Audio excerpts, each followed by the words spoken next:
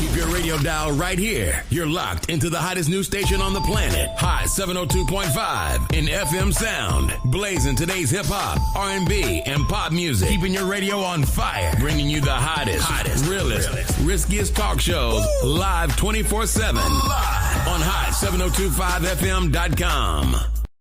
It's your main man, 360 the Poet from the Morning Wood. And are you looking for the perfect drink? Well, you found it. Mimosa Royale is the perfect combination of California sparkling white wine and natural juice that is both tasty and refreshing. No artificial colors or flavors, no sugar added, and it's gluten-free. As the world's first ready-to-drink mimosa, Mimosa Royale is perfect for any occasion, day or night. You no longer have to drink 12 of those seltzers just to get that perfect buzz. At 8% alcohol, Mimosa Royale is the perfect drink to party with. Offered in a variety of flavors and sizes, you are bound to find a Mimosa Royale that you'll love. We have berry, mango, apple, and orange, with more flavors to come.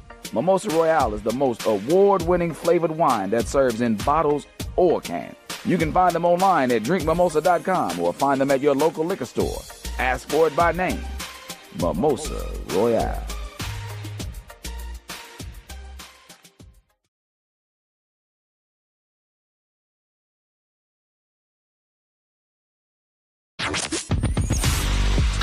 Hey, what's up?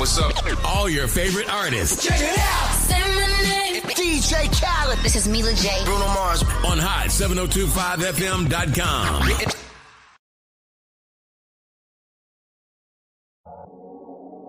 What's going on, everybody? It's your main man, 360 the Poet from the Morning Wood, and I'm here to talk to you about the Sci-Fi Center. It's your Vegas home for science fiction, horror, and fantasy. From comic books, toys, and posters to movie screenings and live events, they've got you covered.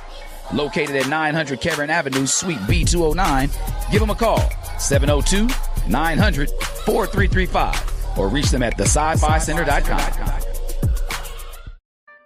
No limit to the limit. Welcome to Marriage Bootcamp. No limit to the limit with Robert and Vicky Bell. I thought I told you. No limit to the limit. For better or for worse. No limit to the limit. For richer or poor. No limit to the limit. In sickness and health. I thought I told you. To love and cherish until death do you part. 1 + 1 = 1. 2 is bigger, but it's Still 1. 1 1,000, but 2 10,000. Team Bell. Rob and Vicky Bell. Hot 702.5. We out.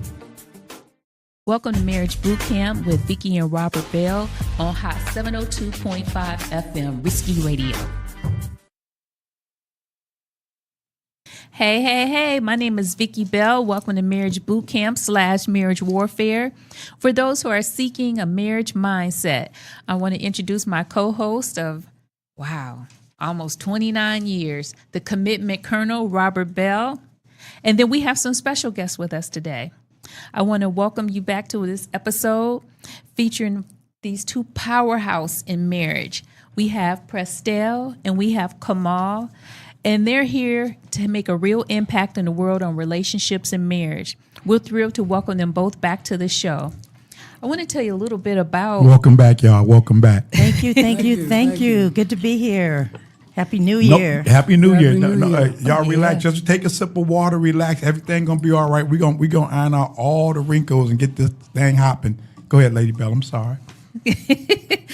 Yeah, I want to talk a little bit about Prestel and Kamal. They have this book called The Couple's Cure. If you missed the first... where's my camera? If you missed the first episode with them on the show... And they're an advocate for strong, lasting marriages and a guiding light for couples looking to heal, reconnect, and thrive. She's the author of this incredible book, and the title of it is The Couple's Cure. It's a must-read for anybody who wants to break toxic cycles, build emotional intimacy, and truly transform their relationship. This book isn't just about fixing a marriage. It's about redefining what's possible when two people commit to real, intentional growth. We're excited to have you guys here today. Thank you for having us. Thank you. Delighted to be here. Well, that was a powerful introduction. Now, you heard it? Did y'all hear everything she said? I did. Did she define it well? She did. Outstanding. Can you just turn me down a little bit? And I am pleased to hear what she had to say, because the significance of couples and marriage in today's environment is everything. When you've got a powerful relationship and a powerful partner, you are unstoppable, literally, because your relationship is the foundation, and from that point, you have a platform that allows you to jump off into anything you want to do, whether it's professionally, educationally, it does not matter. That's the foundation for a healthy, happy life. She don't got me. You got me going 1,000 miles an hour already, and I'm trying. I'm trying to stay focused. Somebody got on me a couple of weeks ago.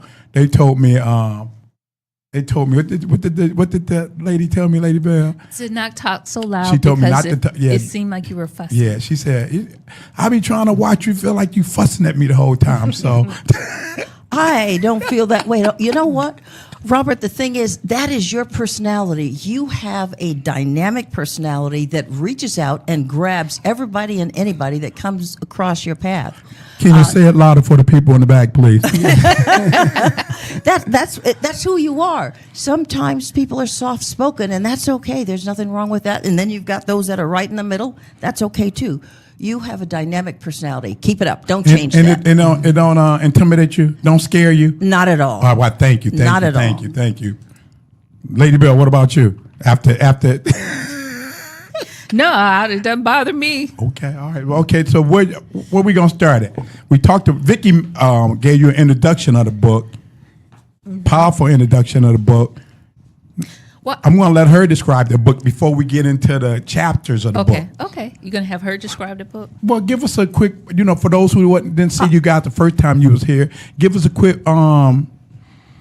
Well, my question was, who did you have in mind when you were writing the book? Oh, my goodness. Let me give you a little bit of background on and why and background how. on y'all first. We need y'all story. Background on I know us. 42 years, 48 years, 42 years married, 48 years together. Yes. Don't let y'all tell it. Don't let me tell it. Tell it. Would you like to tell it, Mr. Esquia? We've been together for 48 years, 42 years marriage, 2 kids, and just been having a wonderful time. What can I say? Every day is different, but every day is not different. We see each other, we talk to each other. I think that's one of the main things that we do is talk to each other constantly. She is my friend, my best friend. And that's how we got started, and that's how we continue. And I guess that's the way we're going to do at the end. So y'all got started as friends. As friends, yeah. Oh, that's critical from the beginning. When you have a healthy relationship, you want a friend. You want somebody that you can rely on, someone that you can talk to, you can confide in, someone who understands who you are. So yes, friendship is critical. Make no mistake about that. Well, I love that part because I think that was the foundation for us. We started as friends, even though I was pursuing her. It was like, I ain't trying to be involved with nobody. I don't want a relationship. We can be friends. Outstanding. And I think that's what what helped build us because we were friends. Yeah. And I think when you're friends and you just start a friend, you're more at ease to talk. True. Yeah. So we did a lot of talking and getting to know each other in those. And I think with us starting out, because we're a blended family, he had 2 kids, a boy and a girl, and I had two boys. But because we started out as friends, our kids were friends. Good. And they kind of gelled and meshed together because they just saw the friendship develop and evolve, I think. Yeah. Understood. Oh, now I guess it's your turn now since he did his introduction. I know you like Vicky. You got to fill in the gaps and dot the I's and cross the T's. It's all right. But you bring to mind another reason, the compatibility factor, and that is when you share similar values, when you understand the same direction, when you are like-minded, you are far more likely to have a healthy, happy, long-lasting relationship. Sometimes people suggest that opposites attract. Yeah. They do initially. And then when it comes down to the everyday routine, and by the way, we get into everyday routines, you want someone who is on the same page as you are. You want someone who shares those values, the same kind of ethics. And the more you are alike, the more likely you are to have a long-lasting relationship. So opposites are exciting at first, but they wear on one another. And though I've discovered in the 500 people, now this is going to be a nice segue to the background for writing, but I've had conversations with over 500 people, individuals, couples, young, old, blacks, whites, straight, gay, you name it. If they had two legs, I interviewed them, sometimes casually, sometimes in a very formal setting where I ask very specific questions. But the bottom line is this: I took all of that knowledge and data and deduced it to the Couples Cure book. And what I found were very prominent trends in every single relationship that was good, and those other things that were not so good in those people who were married or together for very short periods of time. So I took all of that data over about 20 years. I started when I was very young. I'm young now, just saying. Just Yes, you saying. are. Thank you. But I started to compile because my initial desire was to have a healthy, happy relationship myself, because I saw others around me who were married and divorced, and they got Right. married and then they separated and they were at one another's throats. They hated one another. That is not what I wanted. I wanted a healthy, happy relationship. Why do you think that is? You said, like us being divorcees, like Yeah. when you get that, you said you saw them hate each other. They, I was just telling somebody that I said, I think the problem is when you get a divorce, it's not just the pain of the divorce, but this person got all your secrets. that too, and I wouldn't deny that. But the thing is, you don't have to hate or dislike or mistrust or misuse or abuse your exes. That's a very immature approach. The fact is, you got together for one reason or another, and in doing so, you have to respect. In fact, one of the chapters in the book addresses letting go. That's the name of. That's one of my favorite chapters too. Letting go, so that regardless of where you end up in a divorce situation, you may have children, you still shared something that was beneficial, something that was good. And so the whole point there is to be able to respect and to like and to be able to certainly get along, especially when you've got children that are involved in the process. So you don't have to hate. That tears you down, it tears them down. It's just not a healthy situation. Right. Yeah. So, but you said you interviewed over 500 people, and I know you guys are world travelers. Yes. So, was this just over the United States, or over all your traveling from different aspects, from different communities, different cultures, different countries? All of the above. Okay. If you had two legs and were vertical, well, sometimes my candidates were not necessarily vertical because I would interview them in the bed, wherever they were. It didn't matter. But I wanted to get the essence. And here's the question that I would ask, and this is for everyone. And then I'd stop talking. And here's the question.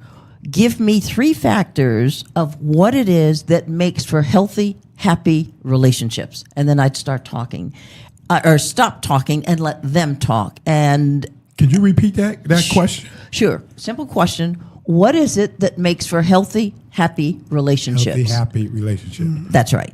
Healthy, happy relationships. And then I'd stop talking, and some of the conversations went on for a couple of hours. Others were short and sweet. Others, and interestingly enough, because of the travel that I did, I frequently sat in a cabin of an airplane. I used to fly between San Francisco or LA and the East Coast. And when you're sitting on an airplane for that long, it's pretty easy to establish a conversation. And so that was my go-to conversation. Oddly enough, people are more willing to talk to strangers about challenges in their relationships than they are to their partner or their spouse or whoever.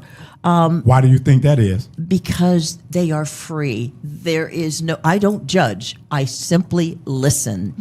And I ask questions, I follow up, but I don't judge. And I think that's why. And I can pour myself out to you, and I won't see you again probably. Absolutely. And that is the case for most of the people that I talk to around the world and on the planes or wherever. Sometimes it was standing in line at the supermarket when, somebody may bump into me with a supercar or a shopping cart, or I may bump into them, and then we start a conversation, and eventually I would refocus to relationships. And it's pretty easy to talk to people about that because everybody is either in a relationship or they want to get out of a relationship or they want to get into a relationship. So there is, and sometimes they are transitioning and they may say, no, you know what? I just left a relationship. I don't want to get into one now. And so I use that as an opportunity to ask, well, what caused the break? Why are you transitioning? What were the challenges? What would you do in the future? What would you recommend to others? And so that was the nature of my questioning. And so I take great mental notes. I took mental notes. Sometimes I had my trusty pad and pencil and would take notes that way. But that data was all compiled into the Couples Cure book. And when we say the Couple Cure book, I know you have, help me, Lady Bell, Cure. What they call that when you break it down? Acronym? The acronym. Cure. Couples, CURE, is Couples Unique Relationship Experience. CURE, Cure. Couples Unique Relationship Experience. And the reason it is unique is because every single couple, like every single individual, is completely different. The couples relationships, different. Yours is different than ours. Ours is different than our host here. Everybody has a different relationship. And so, by the way, I'm a certified life coach. And some of the couples that I've coached with address that very situation. Well, what do other couples do? And I tell them, every couple has a unique and different relationship. And so what we focus in on is what your challenges are, what your issues are, and how to solve and resolve your challenges. So one of the things that couples a lot of times don't realize is they have their own strength.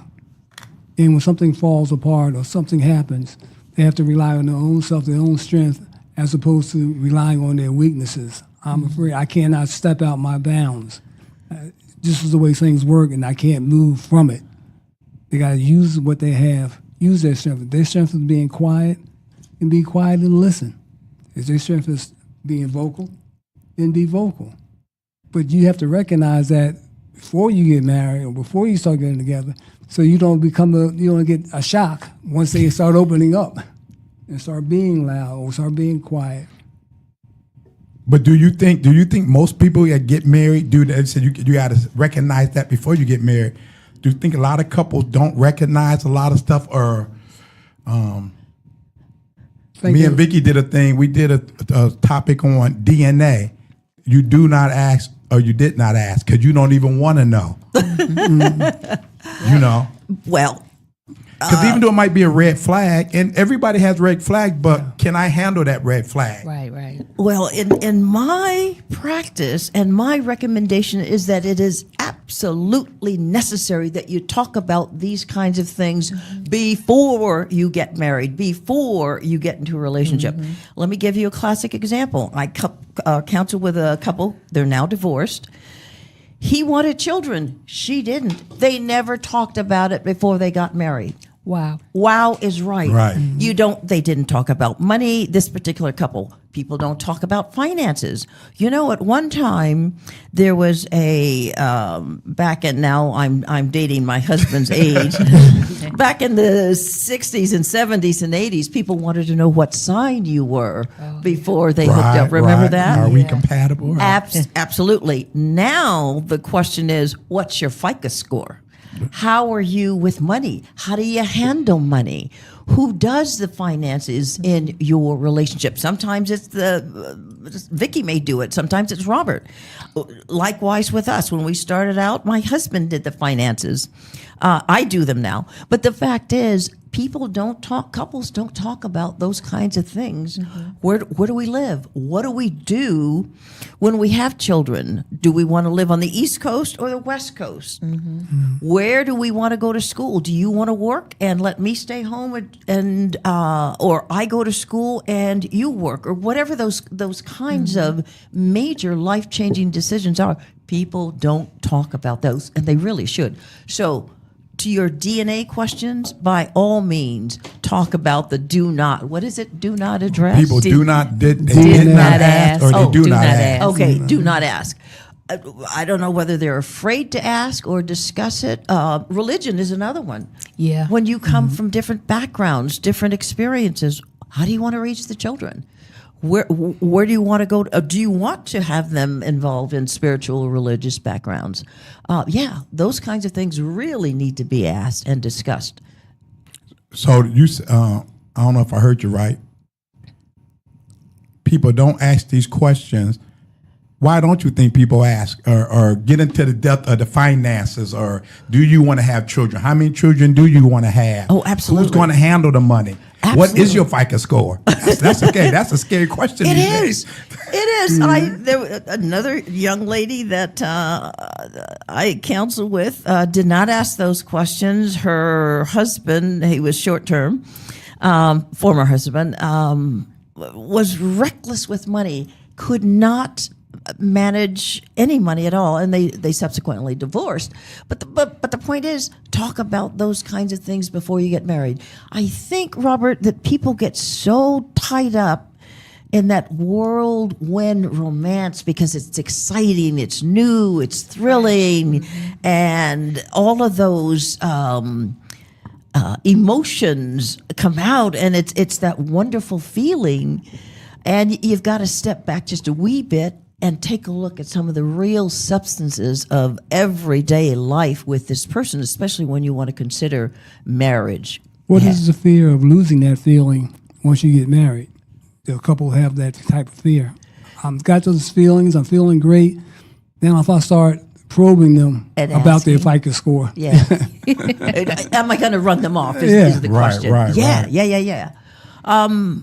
But now that's also very revealing.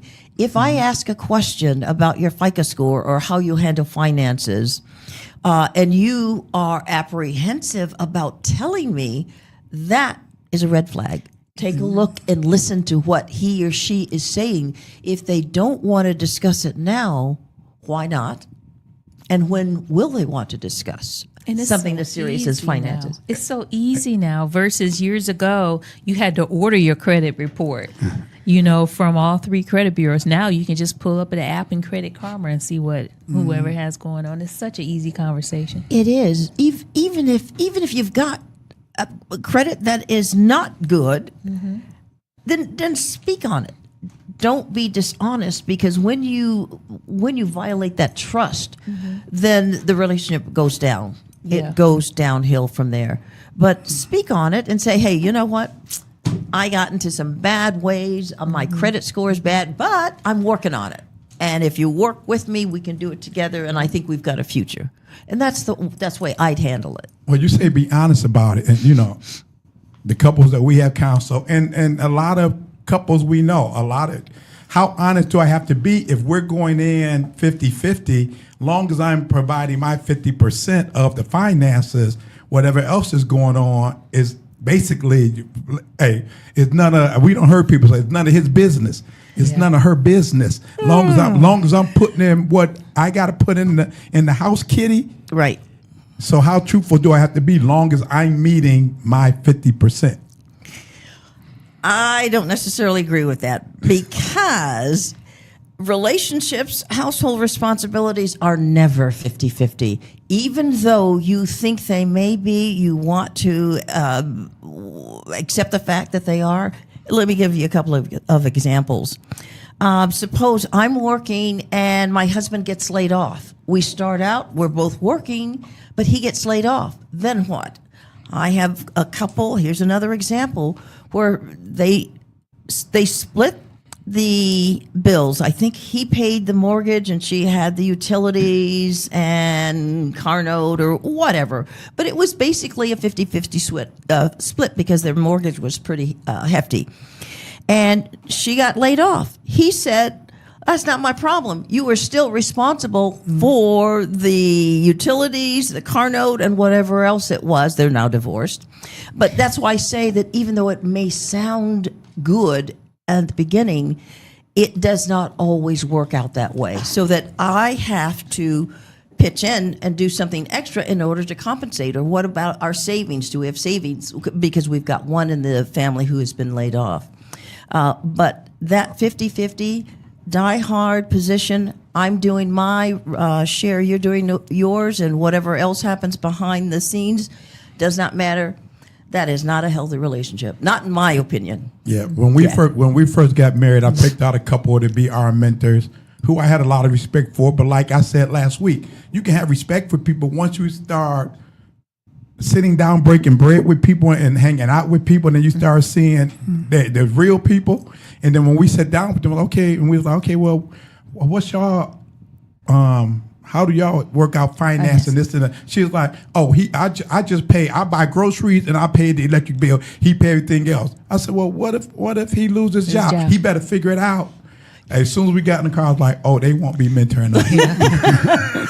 Yeah, something as critical as money. By the way, one of the chapters is titled Money Mates, and I address that kind of thing. But you have to be flexible, even though you have a shared responsibility. You have to be flexible because life happens. People get laid off. They lose their jobs for whatever reasons. Absolutely. Yeah. Especially with the current climate, the way it is now, the political climate, and the way it's spilling over into people's personal lives. You go to work, and I mean, especially if you were a government worker, you go to work and, okay, you got to come to work, but you're not getting paid for the next 90 days or whatever. You know, if you're running a 50-50 house, what does that look like? Exactly. No. I think in that same respect, if you don't help out, it's like walking down the street, you and your wife, and you trip and fall. And she stands by there and look at you and says, you better get up yourself. I'm not going to help you out. I might break my nails or something. They gotta help out each other one. It's a joint effort. And by the way, we have what's called a household. We have a household account. So that all of our monies go into one. Well, actually, there's more than one. But we have a basic account. Both when we were working, we're now retired. Not to cut you off, but you said a word.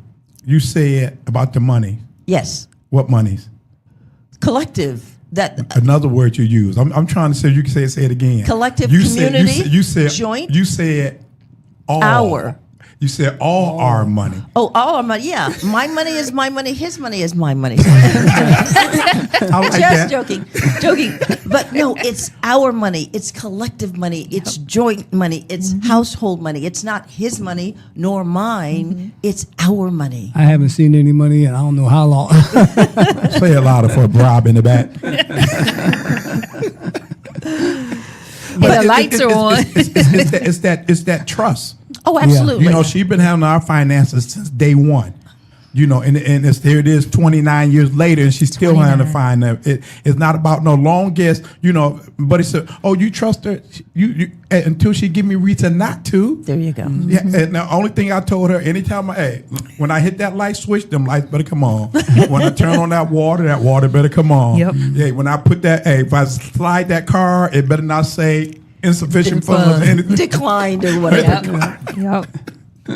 And that's how it's just always been. It in my opinion now, not everybody's opinion, it seems, based on my research and knowledge and experience, it just works better when it becomes our community or the joint household or monies. It just works better. Yeah. So because you said CURE, give me that acronym of CURE again. Couples Unique Relationship Experience. So when the majority of the couples we talk to, it's I want to say 50-50, but it's some type of 30-70, 20-80. It's none of, you don't, probably in 28 years, y'all probably the fifth couple whoever said it's all of our money. Yeah. Everything goes into here, and she handles it or he handles it, or we take turns handling it, or we this and that.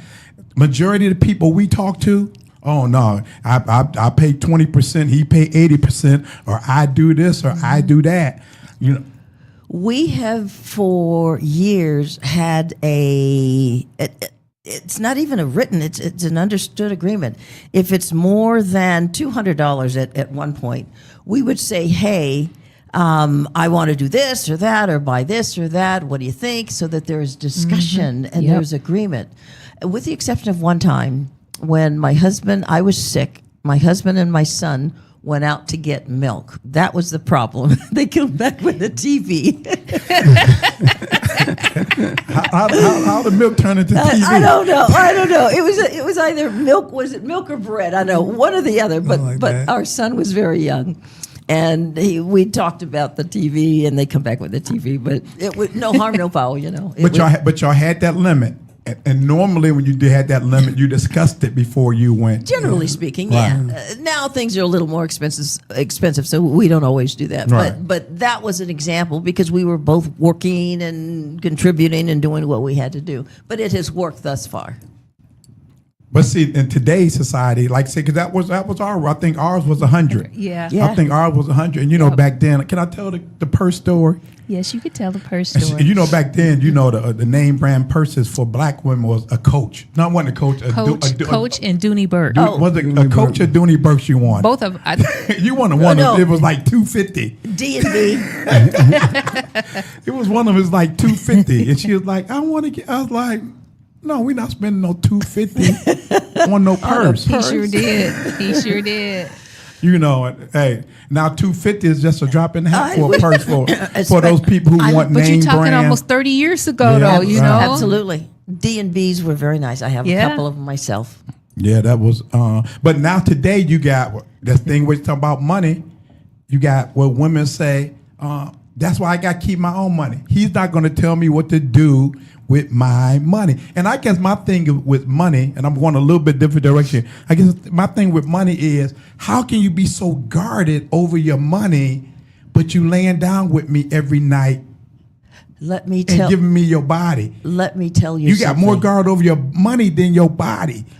When you keep that kind of secret, that kind of possessiveness, that kind of control, because that's what that is, it's not only as it relates to money, because the way you do anything is the way you do everything. And I'm going to repeat that again. The way you do anything in life, and it does not matter, is the way you do everything in life.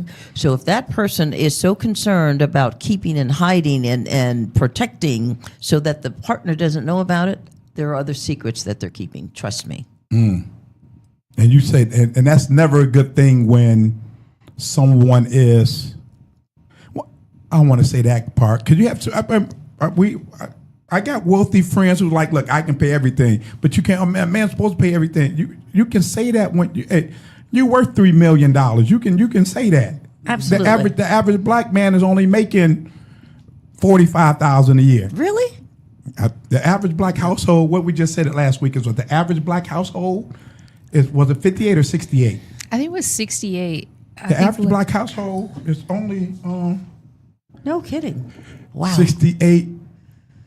It's no wonder, and this is a. See, I'm gonna put you on the spot put you on the spot like somebody put me on the spot the other day. This is a completely different subject, but it's no wonder people are not buying homes now until they're 40. Yep. What kind of craziness is that? Totally different subject. Let's Somebody get back. put me on the spot. You was like, really? $45,000? No, I think the average black household now is $58,000. Really? The average 58 or 68.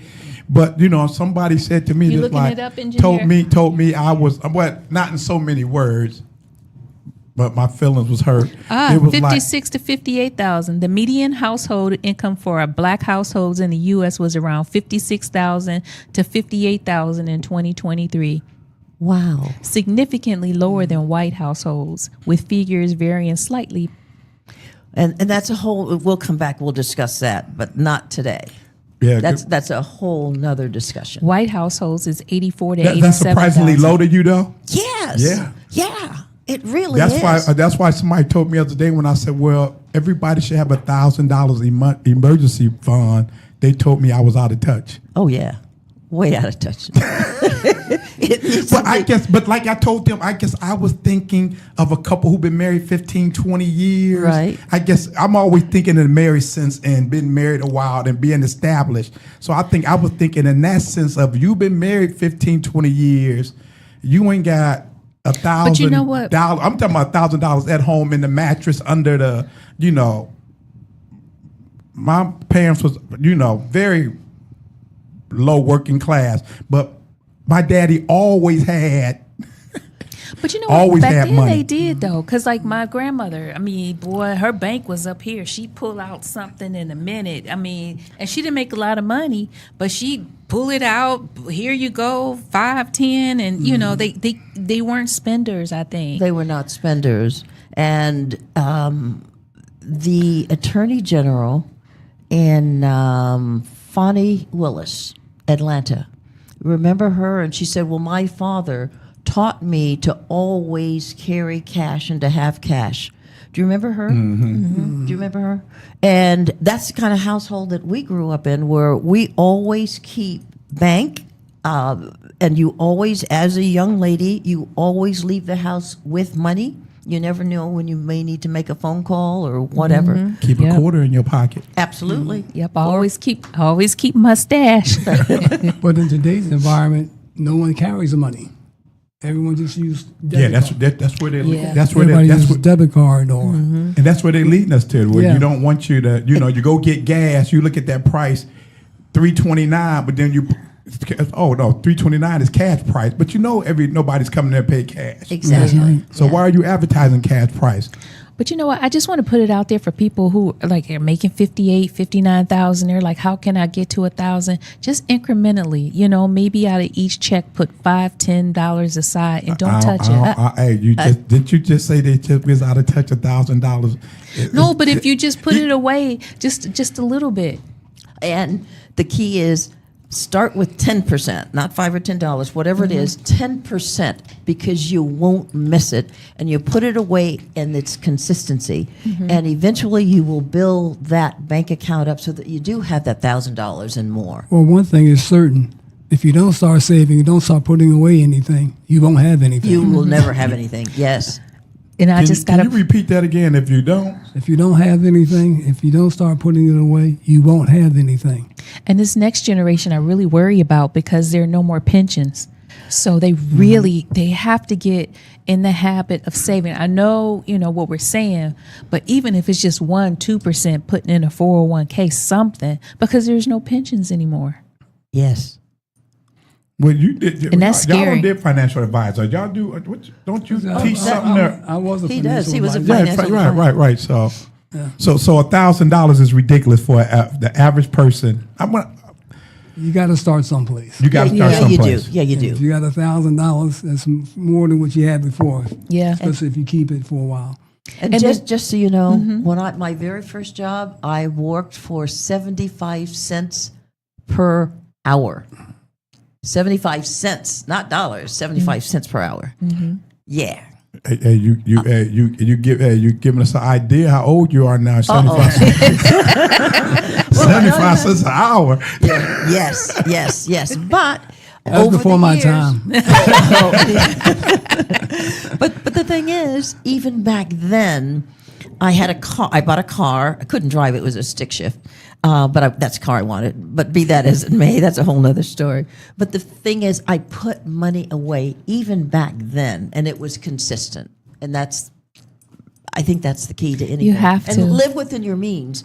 Also, since we've gotten off the subject, when we had apartments back then, we didn't go out and buy brand new furniture.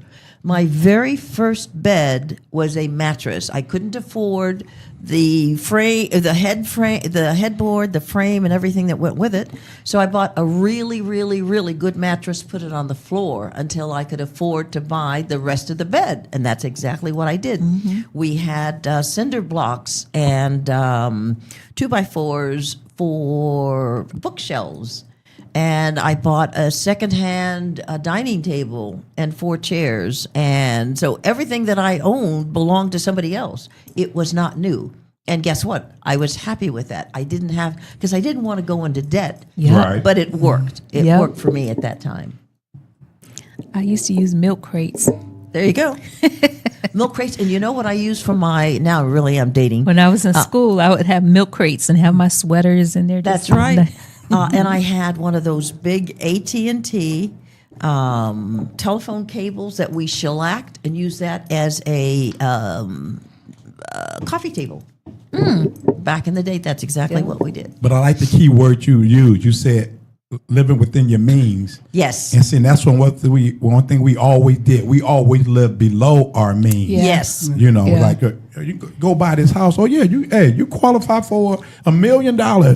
Okay, I only wanted 700,000. Oh, but Thank you you. qualify for $1 million. Thank you. That's And right. then and me and May had this conversation the other day. My sister's a realtor, and she said once they get that, you qualify for 700,000. They don't want to look at 500,000 houses no more.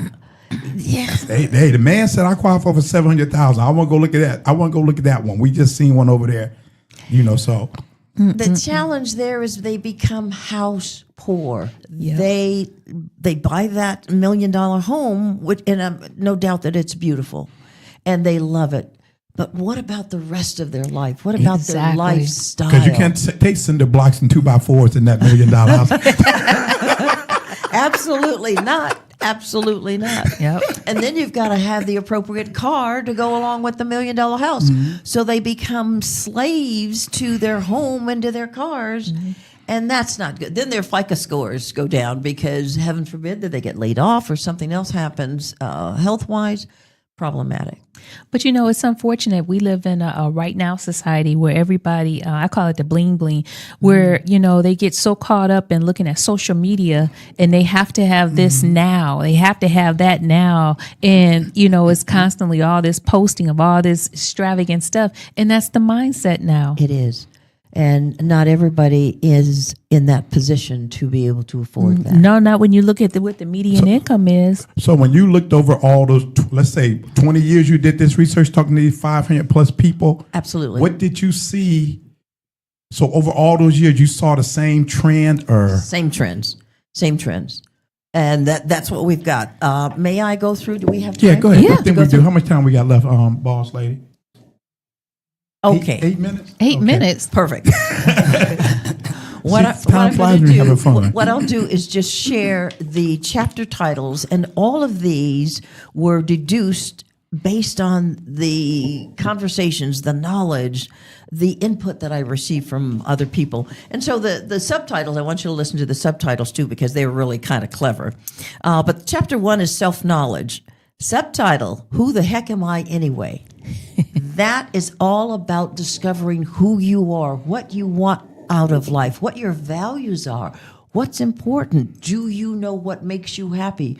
What is it that you want from a marriage? What do you want from a relationship? Until you know those questions, you're not in any position to have a relationship with anybody. You first need to know who you are. And oh, by the way, it is not your partner's responsibility to make you happy. That's an inside job. That is your responsibility. But you need to find out who you are to begin with, so that you can become the kind of person that you want to find. The second is mindset. Chapter 2 is mindset. What's my mind got to do with it?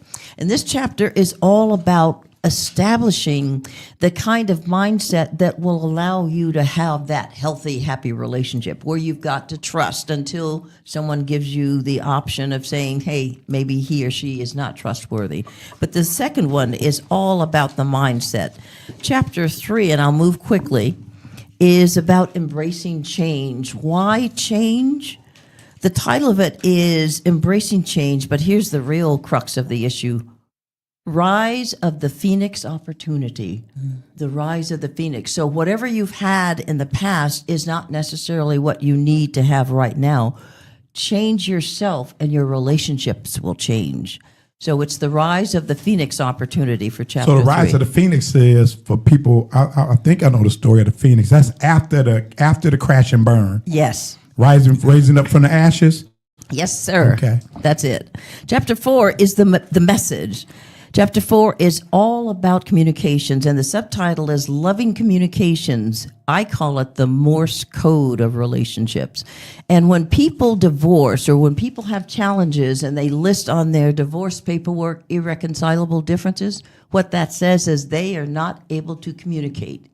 They have chosen, it's a choice, not to communicate with one another. And so there is a blockade. There is no opportunity to learn what the issue is, why we need to change and what do we need to do about it. Because if you're here at point A and you want to get to point B, point A is problematic, point B is where you want to be, so you solve those problems. There is a line between A and B, and together you can decide how do we get to point B where we don't have those challenges. And in my opinion, people have divorces. They get to a point where they are not communicating with one another, and that's not a good thing. Chapter 5. The Platinum Sex Rule. The subtitle is Win-Win Sex. How to get. What type of sex? Win-win. So Win-win, okay. Everybody wins in that process. And that's exactly what it is. By the way, this book offers worksheets. They're simple, they're fun. You can do them alone, you can do them together. But read what it has to say, work the worksheets, and I guarantee it's worthwhile. Chapter 7 is Money Mates, the Couple's Guide to Easy Finances. And most of what is contained in Chapter 6 is all about what we talked about earlier, and that is a collective household or joint households once you do marry. Chapter 7 is Renegotiate, and the subtitle for that is Time for a Redo. Even though you start out in a certain way, certain manner at the beginning of your relationship, there is nothing that says you cannot stop and say, wait a minute, we got issues, we've got problems. Let's stop, let's renegotiate the terms of our relationship so that we can have the kind of relationship that we want. And you should do that. People don't do that. How often do you, after 48 years, every day. Every day you got to read it. Okay. No. I mean, because you're constantly changing. We are. Like you say, like I said last week, I said she's not the 28-year-old young lady I met 30-something years ago. No. That's right. So and we change. Huh? 7 more minutes. Oh, good. Okay. So we're not the same person. So you have to renegotiate because now I don't change. So. Everybody changes everything. One thing we know in life, and that is that everything changes. Nothing stays the same except taxes. We have to pay those, and death. Everything else changes. Yeah. We get sick. We need support from one another. We may lose a job. We have children, which changes the dynamics of the relationship. Everything changes. Yeah. And so you have to take a look and say, all right, what do we need to do? We need to recalibrate. We need a redo, or whatever the terms are nowadays, but it's start all over again, or at least start from the middle to say, what do we need to adjust? Let's make some adjustments. Yeah. Adjustments are hard, though, aren't they? Well, yeah. but so is life. Yeah. Okay. But better you make the adjustment so that you have a reasonably happy life than not. Yeah. It's worth the effort. Anything worthwhile is worth effort. If you got a nice body there, but you work at it, don't you? Likewise, you work at it, and anything worthwhile. If you're fixing dinner, you don't throw it together. You put it together with love, and then it's delicious. People love it. They enjoy it. But anything worthwhile, you work at. Yeah. Chapter 8, Letting Go. Why? We talked about this earlier. Appreciate the experience. That's the subtitle. No regrets. Appreciate the experience. Because you had experience. You were together for whatever reason, and it made sense then. Don't hate. So when you're saying letting go, you're saying divorce. Divorce, or if you're just in a relationship, let it go. Oh, okay. Because sometimes people just are not supposed to be together, and that's okay. Yeah. They get married for wrong reasons. Let it go. And I was, we had this conversation when we did our first boot camp. Remember, yes. I said, "What's your opinion or your thoughts on divorce?" And you basically said the same thing. And then I have been thinking lately, because me and Vicki, we said we probably gonna need you bring y'all in on this. Was breaking down the vows. Where did the vows come from? The marriage vows. Where did they come from? And why do we stand on them so strong? Especially until death do you part. And I was saying to Vicki, maybe death do you part might not be a natural death. Yeah. Maybe just the love just don't die, and our time has come to an end. Yes, that's exactly right, and that happens. It happens, and it's okay. I'm not talking about us, y'all. I'm just saying people in general. Let me clarify that now. Just say hear it. what Rob said. No, I ain't talking about us. You ain't going nowhere till death. Do us part. I ain't going nowhere. I'm not going nowhere. And the final chapter is Take Action Now. Why wait? If your relationship, and it's the Couples Cure book, if your relationship is not where you want it to be, take the action now. What are you waiting for? If you've been there for 2-3 days, 2-3 weeks, 2-3 months, 2-3 years, 20 years, do it now. A relationship that is worthwhile is definitely worth saving. And I like everything you said. Take action now. And another part you said, and I can't remember what chapter it was. Take action and sometimes taking action or doing whatever it takes to get where you want to be. Yes. Sometimes I might spend more time at working harder at it. Now, we might say 50-50. No, when it comes to 50-50, I don't think when it comes to finances, that don't work. But when it comes to or 50-50 in the relationship period, people say, well, we heard a song on the way over here. And the girl was singing, if you only got 20 today, I got 80. Or maybe I got 40 today and you got 60. Something like that she was saying. And to me, no, I can't go into my job saying I'm only giving y'all 40% today.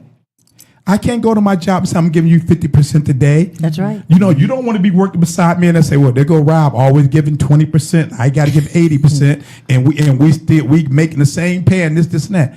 No, I feel that everybody aiming for 100%. But sometimes in some situations, some circumstances, I might have to, in this area, I might need to work harder than Vicky. Absolutely. In that area, Vicky's working harder than me. But I don't think it ever should be like, well, I gave 20. I can't give 20% every day, and you giving 80. No, go in with that attitude that you're going to give it your best, the very best that you can. It's like your job. You give more to your job than you do your relationship. What kind of nonsense is that? No, make. Can you say that a little louder for the people in the back? Yes. People give more to their job, 100% to their job, than they do to their relationship. Make your relationship a priority. Yes. 2 minutes. We got 2 minutes. Now, you said job. We got 2 minutes. So when you said you give more to your job than your relationship, should anything come before your relationship? Absolutely not. Say that. You self-care. Okay. But I make myself better because I want to be a better partner. So all of that has to do with the relationship. The bottom line is no, nothing should come before your relationship. I like that part. Y'all know who I am. Thank y'all for joining us. Now, y'all know the routine now. When we say we need y'all to fill in, y'all know the routine. So if y'all don't see us in the building, we definitely going to have them back so she can give y'all more of all that knowledge she got in that book. Over 500 people she interviewed. Yes. They got some knowledge. They got some insight that they can give us, not just our point of view. We want to get other people's point of view. Team Bell, you know who I am and you know who I'm with. We out. Welcome to Marriage Bootcamp with Vicki and Robert Bell on Hot 702.5 FM Risky Radio.